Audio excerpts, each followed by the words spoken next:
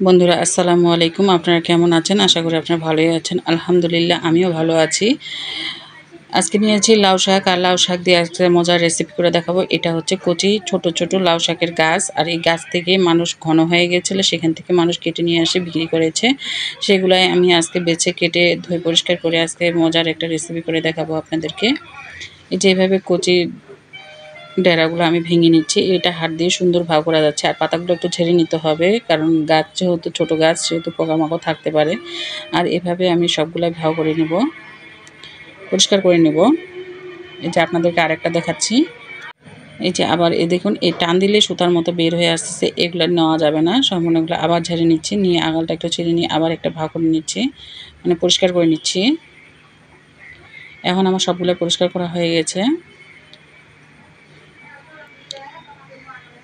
নিয়েছি সাইডে দেশি গুঁড়া আলু, দেখুন ছোট ছোট একদম পরিষ্কার ঝকঝক। সেগুলো এখন আমি ছোট ছোট করে কুচি কুচি করে কেটে নিব। এই যে এভাবে কুচি কুচি করে কেটে নিব।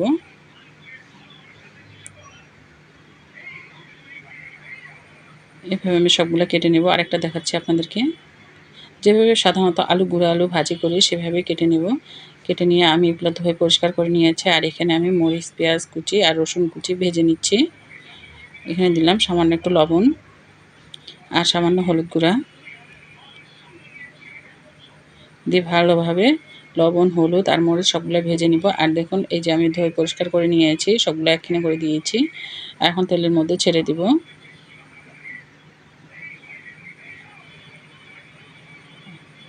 এখন উল্টে পাল্টে নিচ্ছি। বন্ধুরা আপনারা এইভাবে খেয়ে দেখবেন, অবশ্যই আপনাদেরকে ভালো লাগবে। আর কেমন হয়েছে আমাদের কমেন্টের মাধ্যমে জানাবেন। বন্ধুরা আপনাদের একটা কমেন্টের আশায় আমরা অনেকক্ষণ থাকি। আর এভাবে অল্প অল্প করে ঢাকনা উঠা দিয়ে এভাবে নেড়ে চেড়ে নিতে হবে। দেখুন একবারে ভাজা ভাজা হয়ে গেছে, আর দেখতেও কত সুন্দর হয়েছে, আর খেতেও অনেক সুন্দর মজা হবে। এই যে দেখুন, আমি একটা ছোট থালায় পরিবেশন করে নিয়েছি। বন্ধুরা ভালো থাকবেন সবাই। আসসালামু আলাইকুম।